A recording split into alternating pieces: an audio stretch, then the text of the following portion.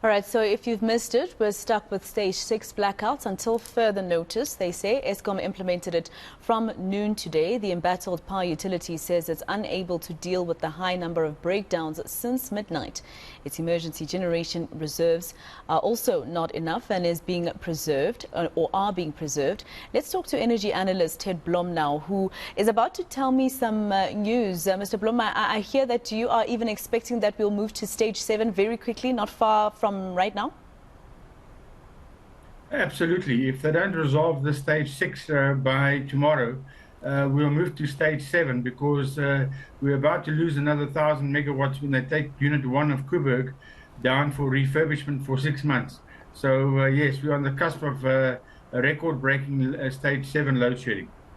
Explain something to me, Mr. Blom. Maybe I don't understand. I'm not an engineer and I'm learning about this Eskom issue as and when it goes. Not so long ago, we received the positive news that PetroSA had donated, thousands worth of diesel to Eskom for them to be able to at least make the situation better. Did this not assist? Well, 50 million liters of diesel, in fact, to help you there. So subsequent to that, it seemed like Eskom started using some of it. And then the finance minister, Minister Gondwang, came out and said that there was no money to fund it from Treasury. So the 50 million liters described that as something very fishy because you can't consume 50 million liters, wouldn't pay for it, and PetroSA is also so bankrupt it cannot afford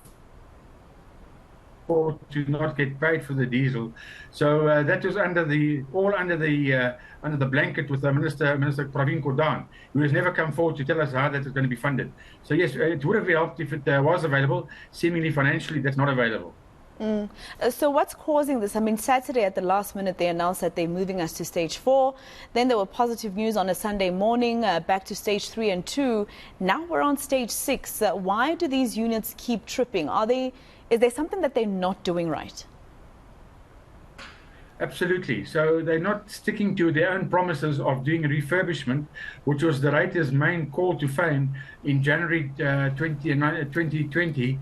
He's in fact made a lie out of his undertaking. He then came out and said it was no longer cost effective to do the refurbishment. Now he's swung again to say no, he needs to do the refurbishment. We cannot have somebody at the helm of the organization who keeps on vacillating on what is a strategic issue, a critically strategic issue. And I mean, the situation is now so dire that I expect the state president to declare a state of electricity emergency because we need to now get all hands on deck. I've been crying for this, and this has been foreseeable for quite a while. And in fact, if we don't get this sorted out soon, I said we'll see stage 8 load shedding before the 1st of April. Sure. I'm just confused as to why it says there's been a high number of breakdowns, and I'm assuming that's why you're saying that we might find ourselves in stage 7 by tomorrow if they aren't able to sort this out. So the reality is there might be even further breakdowns while we're in stage 6. No, if there are no further breakdowns, and only Kuiberg gets taken off tomorrow, which is a schedule that's been scheduled for more than 6 years to go offline tomorrow. If there are further breakdowns, we'll immediately move past level 7 load shedding. And so, yes, you're asking why. It's been hidden from us because Eskom's been using the diesel as a buffer in the meantime. But the maintenance that's been done is not being done on spec. It's been done on the cheap. It's been done with inferior parts.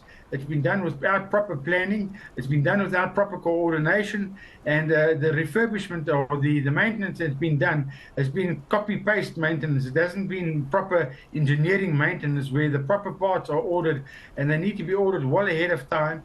Everything needs to be scheduled to do a coordinated refurbishment or maintenance program so that you know that when you put the unit back online, it's good to go. It's no use doing the copy-paste type of maintenance, which Mr. De Ruyter has now become famous for, because that's, invariably their own records show that it doesn't last for a month and then the units are broken again. And that together, coupled with the precarious situation as far as feeding the units inferior coal with lots of rocks. I mean, they're having boiler tube breakdowns on a weekly basis. Boiler tube breakdowns should never happen in 40 to 60 years of running a boiler, because once you seal it up, it's not meant to be broken up and opened up and cut to pieces to do a boiler tube leak refurbishment in the lifetime. So it just shows you we're running a spaza shop here. And I think it's high time that people now call the president to answer why he keeps on not doing intervention when it's very clear that the people that are leading Eskom are not competent to do the job.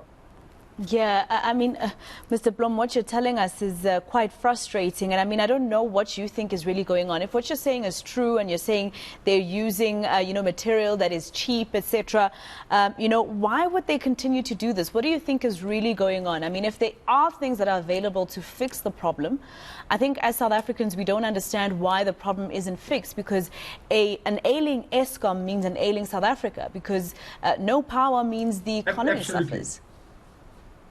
Absolutely, and more job losses and more business closures. So I've got it firsthand from two people. Let's go to two people if you got 5 minutes to talk about this. Firstly, I've got it from contractors who get called out to site. They then diagnose the problem. 2 minutes, not 5, but you can go ahead. They go to the Eskom stores. There are no parts available in the Eskom stores. They either run out of the parts or the parts have been sold for scrap. They then go to the local hardware store and they then try and fix a very high pressure and high torque boiler environment with bicycle parts or car parts or household DIY parts. Those parts aren't made to withstand the pressures and the torque that's put on them, and they don't. That's why they pop and they don't last, and they pop virtually within a week or two.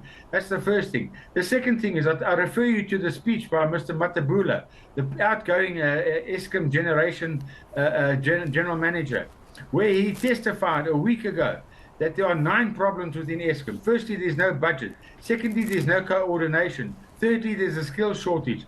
Fourthly, they're not planning and coordinating the breakdowns properly. Fifthly, the maintenance that is done is not up to spec and there's no quality control. Sixthly, they're feeding the units with the wrong feedstock, so it's looking for problems. It's trying to run a petrol engine on diesel, for instance. It is obviously going to break down and not work. And then eighthly, the maintenance isn't done properly because they are under pressure to bring the units back quicker rather than taking their time and doing a proper job. Eighthly and ninthly, when they do the refurbishment, because Mr. De Ruyter has cut Eskom overtime, often the work is done by subcontractors without any oversight, because the Eskom staff are not interested in going out after hours if they're not going to be paid overtime. Yeah, this is unacceptable. I mean, as you went from firstly to ninthly, I just thought of all the stages of load shedding that we had, and you were taking us to a national blackout. Thank you very much for speaking to us. Energy analyst Ted Blom.